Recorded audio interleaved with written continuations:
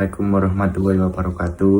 Selamat siang. Di sini saya akan mempresentasikan hasil diskusi saya bersama teman saya. Sebelumnya, izinkan saya memperkenalkan diri terlebih dahulu. Nama saya Alivio Febrian Prastia, NPM 57, dan Adelia Devista Maharani, NPM 104.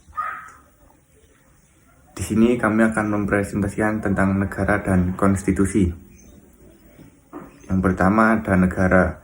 Sebuah negara dapat disimpulkan sebagai kelompok sosial yang mendiami sebuah wilayah maupun daerah tertentu yang berada di bawah lembaga politik maupun pemerintah yang efektif, memiliki kesatuan politik, berdaulat, dan memiliki tujuan nasional yang ingin dicapai suatu wilayah tersebut.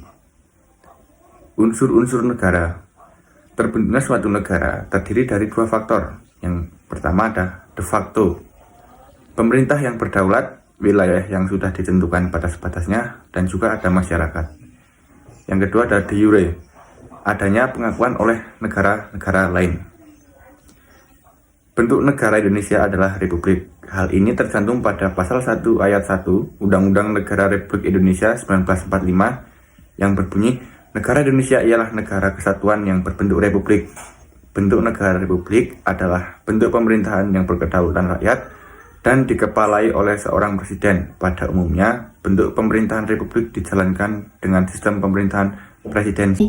Konstitusi merupakan hukum dasar yang mengatur dan membentuk negara. Konstitusi berisi aturan-aturan dasar yang mengatur hubungan antara negara dan warganya, serta membagi kekuasaan antara lembaga-lembaga pemerintahan. Atau konstitusi dapat juga disebut alat yang digunakan untuk membatasi kekuasaan. Isi dari konstitusi. Konstitusi berisi yang pertama adanya jaminan hak-hak asasi manusia sebagai warga negara. Yang kedua, ditetapkannya susunan kekuasaan ketatanegaraan yang bersifat fundamental.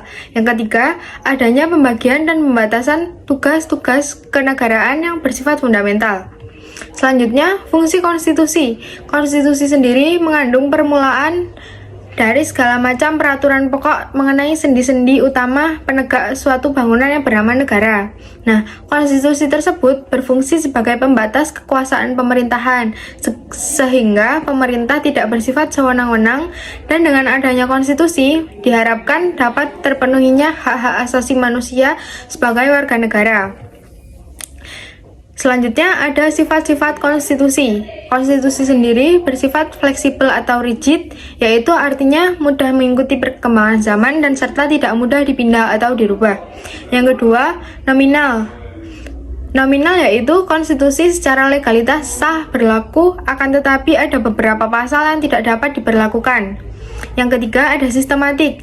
Konstitusi tersebut bersifat sah berlaku, tetapi ada beberapa pasal yang disalahgunakan dan diadakannya suatu pembaruan.